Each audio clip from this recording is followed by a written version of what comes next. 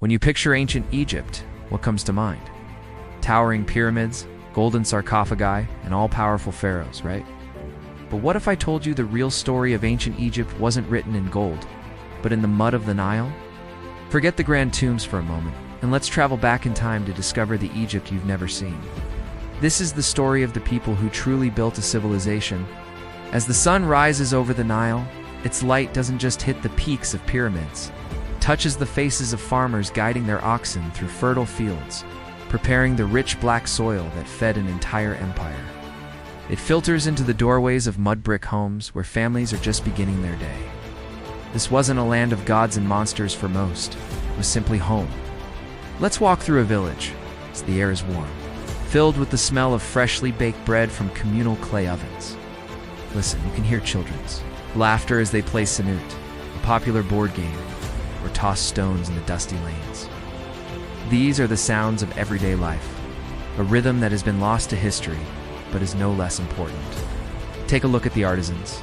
See the focus in their eyes, the skill in their hands.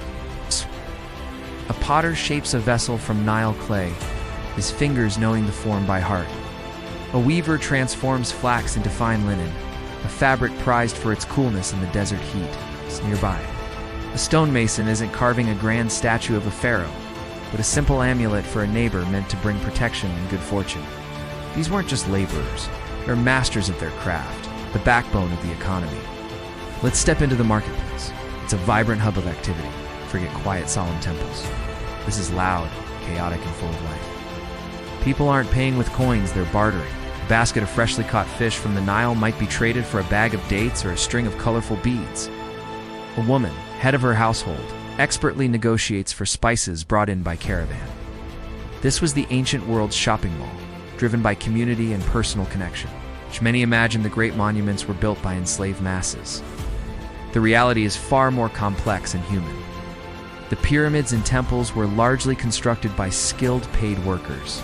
Farmers, during the Nile's annual flood, when their fields were underwater, would join these massive state projects.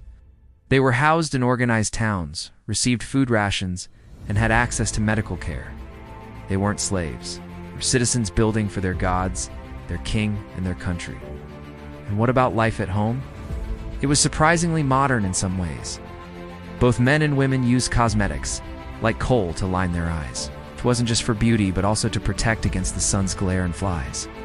They valued cleanliness and wore simple linen kilts or dresses. In the evening, families would gather in their courtyards to escape the heat. They'd share a meal, perhaps some flatbread, vegetables, and a mug of the national drink, beer. It was nutritious, a staple of their diet, and enjoyed by everyone, from the laborer to the scribe.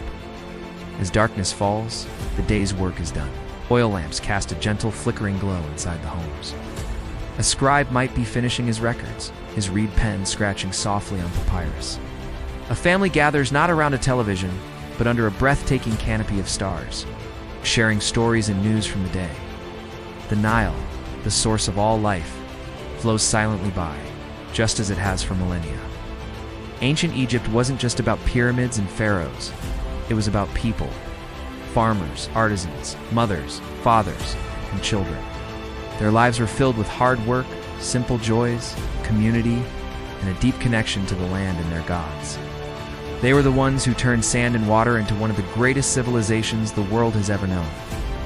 Their legacy isn't just in stone, it's in the enduring spirit of human life itself. Thanks for watching.